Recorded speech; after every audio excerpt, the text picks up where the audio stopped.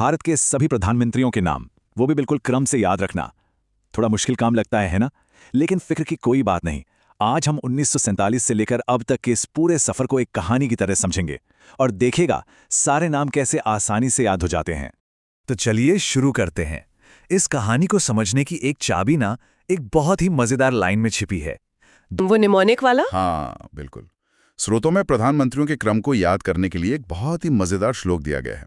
महज 15 सेकंड में सारे नाम याद किए जा सकते हैं। वो जवाहर भये लाल बहादुर इंद्र बने मुरारी वाला है ना? हाँ, वही।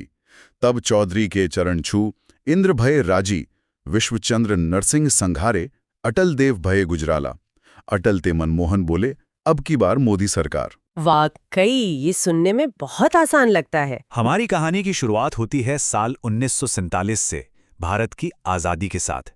इस नए नए देश की नींव रखने की, उसे बनाने संवारने की जिम्मेदारी आई भारत के पहले और सबसे लंबे समय तक प्रधानमंत्री रहे जवाहरलाल नेहरू के कंधों पर। नेहरू जी का कार्यकाल कोई छोटा मोटा नहीं, पूरे 17 साल तक चला। 1964 में जब वो प्रधानमंत्री थे तभी उनका निधन हो गया। इससे देश में पहली बार एक बहुत बड़ा नेतृत्व का शून्य पैदा हुआ और इस नौजवान लोकतंत्र के सामने पहली बड़ी परीक्षा आ खड़ी हुई।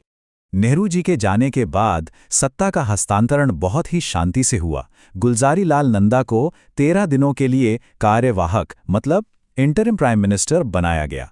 ये तब तक के लिए था जब तक कि कांग्रेस पार्टी ने अपने नए नेता के तौर पर लाल बहादुर शास्त्री जी को नहीं चुन लिया।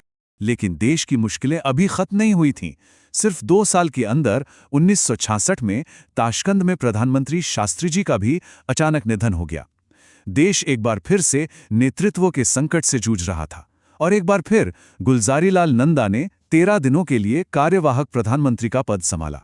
तो चलिए अब कहानी के अगले पड़ाव पर चलते हैं। ये वो दौर था जब भारत की पहली महिला प्रधानमंत्री इंदिरा गांधी का शक्तिशाली और काफी हद तक विवादास्पद कार्यकाल चला। एक ऐसा दौर जिसने भारतीय राजनीति को हमेशा हमेशा के लिए बदल कर रख दिया। ये पूरा कालखंड ना किसी फिल्मी कहानी से कम नहीं था। इंदिरा गांधी का प्रधानमंत्री बनना, फिर 1975 में इमरजेंसी लगा देना, 1977 में एक ऐतिहासिक हार झेलना और फिर 1980 में एक जबरदस्त वापसी करना और आखिर में 1984 में एक बहुत ही दुखद अंत। ये भारतीय राजनीति का एक तूफानी दौर था, सही में। तो 1977 में देश में पहली बार एक गैर कांग्रेसी सरकार बनी जिसे जनता पार्टी की सरकार कहा गया। मोरारजी देसाई प्रधानमंत्री बने, लेकिन ये कई पार्टियों का एक गठबंधन था और अंदरूनी मतभेदों की वजह से ये सरकार ज्यादा दिन टिक नहीं पाई। देसाई जी के इस्तीफे के बाद चौधरी चरण सिंह प्रधानमंत्री बने, लेकिन उनकी सरकार भी बहुत जल्दी गिर गई। इंदिरा गांधी के बाद उनके बेटे राजीव गांधी ने 1984 से 1989 तक प्रधानमंत्री का पद संभाला और वो एक पूर्ण बहुमत वाली सरकार थी। लेकिन उनके कार्यकाल के खत्म होते ही भारतीय राजनीति एक बिल्कुल नए दौर में चली गई। ये नाजुक और कम समय तक चलने वाली गठबंधन सरकारों का दौर था। ये दशक राजनीतिक अस्थिरता का सबसे बड़ा उदाहरण है। ऐसा लगता था मानो प्रधानमंत्री का पद कोई घूमने वाला दरवाजा बन गया हो। एक के बाद एक सरकारें आती जाती रहीं। इस पूरी उथल-पुथल के बीच पीवी नरसिम्हा राव का 5 साल का स्थिर कार्यकाल एक बहुत बड़ा अपवाद था, जिन्होंने भारत में आर्थिक उदारीकरण की नींव भी रखी। यहाँ एक बहुत ही मजेदार संयोग है, बताएं। गुलज़ारी लाल नंदा के दोनों कार्यवाहक कार्यकाल और अटल बिहारी वाजपेयी का पहला प्रधानमंत्री कार्यकाल, ये तीनों ही ठीक 13-13 दिनों तक चले थे। इतिहास भी कभी कभी खुद को बड़े अजीब तरीके से दोहराता है। सदी के आखिर तक आते आते राजनीतिक माहौल में एक बड़ा बदलाव आया।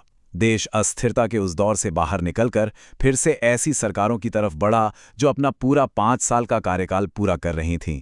21वीं सदी की शुरुआत हुई अटल बिहारी वाजपेयी के नेतृत्व वाली गठबंधन सरकार से और उन्होंने 5 साल का कार्यकाल पूरा करने वाले पहले गैर कांग्रेसी प्रधानमंत्री बनकर इतिहास रच दिया। उनके बाद आए डॉक्टर मनमोहन सिंह, जिनके नेतृत्व में देश ने लगातार 10 साल तक आर्थिक तरक्की देखी और 2014 से नरेंद्र मोदी भारत के प्रधानमंत्री के रूप में कार्यरत हैं। चलिए अब फटाफट कुछ दिलचस्प रिकॉर्ड्स पर एक नज़र डालते हैं जो भारत के प्रधानमंत्रियों की इस लंबी कहानी की कुछ सबसे यादगार बातों को और मजबूत करेंगे। अगर हम सिर्फ आंकड़ों पर नजर डालें तो कुछ रिकॉर्ड साफ दिखते हैं। जवाहरलाल नेहरू सबसे लंबे समय तक प्रधानमंत्री रहे, राजीव गांधी सबसे कम उम्र में प्रधानमंत्री बने, मोरारजी देसाई पद से इस्तीफा देने वाले पहले व्यक्ति थे, और अब तक 3 प्रधानमंत्रियों का पद पर रहते हुए निधन हुआ है। अच्छा, अब एक मजेदार सवाल। ऐसा कौन सा प्रधानमंत्री था जिसने अपने कार्यकाल में एक भी दिन संसद का सामना नहीं किया? सोचिए जरा। और इसका जवाब है चौधरी चरण सिंह। जी हाँ, हुआ ये कि राजनीतिक हालात कुछ ऐसे बन गए कि जिस दिन उन्हें लोकसभा में अपना बहुमत साबित करना था, ठीक उससे एक दिन पहले ही उनकी सहयोगी पार्टी ने अपना समर्थन खींच लिया और उनकी सरकार गिर गई।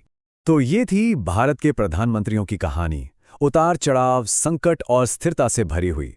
पर कहानी अभी खत्म नहीं हुई है। ये तो एक लगातार चलने वाली यात्रा है। और आखिर में ये सवाल हमारे सामने खड़ा रहता है कि दुनिया के सबसे बड़े लोकतंत्र के नेतृत्व का अगला अध्याय क्या लिखेगा।